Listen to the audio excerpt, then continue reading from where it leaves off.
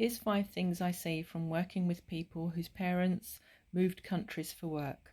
And of course, everyone is an individual with their own unique experience, but working with many people has allowed me to see patterns. So the first thing I see, and it's the most common one, and that is the feeling of not being worthy, feeling unworthy.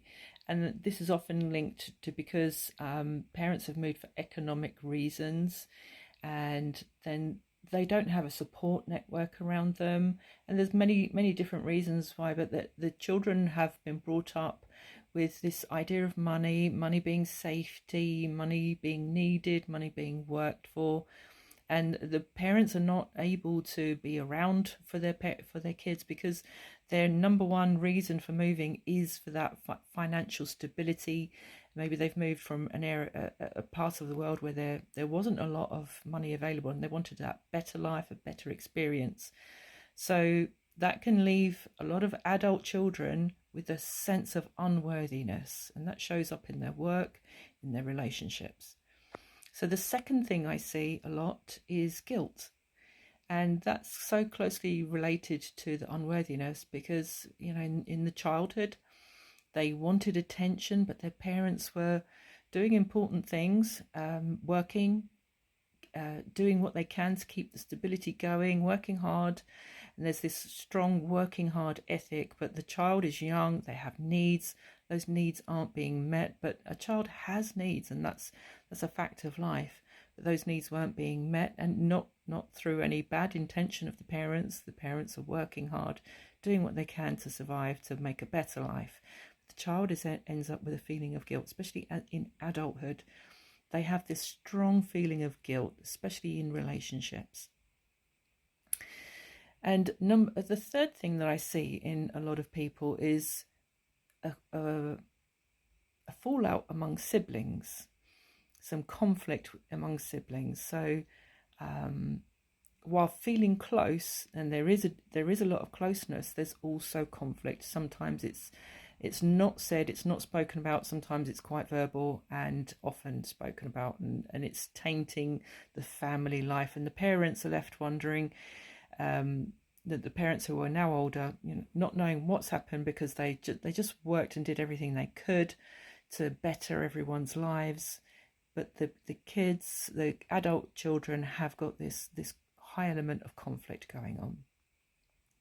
The fourth thing I see, and these are habits that I've noticed in a lot of people that I've worked with these parents who've moved from another country for work, for economic reasons, building a better life.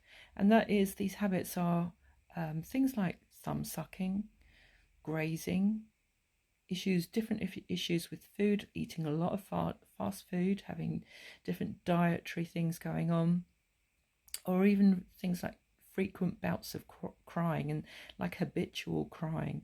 And I see these as often linked to the unmet needs of the child. So, thumb sucking, oversleeping, that these are, think about the young child, the version of them that didn't get that need met, and the habit that's going on is a reflection of that need, that childhood need that's still alive, still alive within, and it's showing up in these different habits that I often see.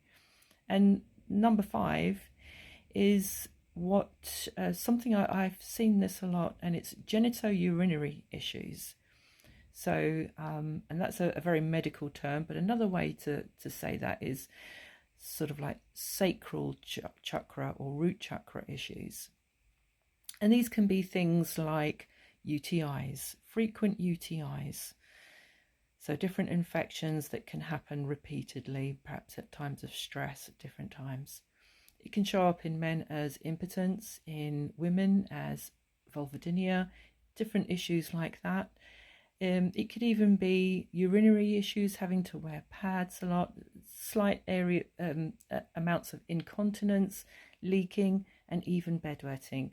And these are issues that I have seen many times. So if that is that something that rings bells for you, you're aware of that, or maybe you hadn't been aware and realised that this is actually something that I've seen a lot in adults who are experiencing these issues, but it's linked to this sort of root cause of unmet needs from childhood, and not necessarily from a fault of parents because they were working hard, doing what they can to better everyone's lives, but not being able to be emotionally available to the children.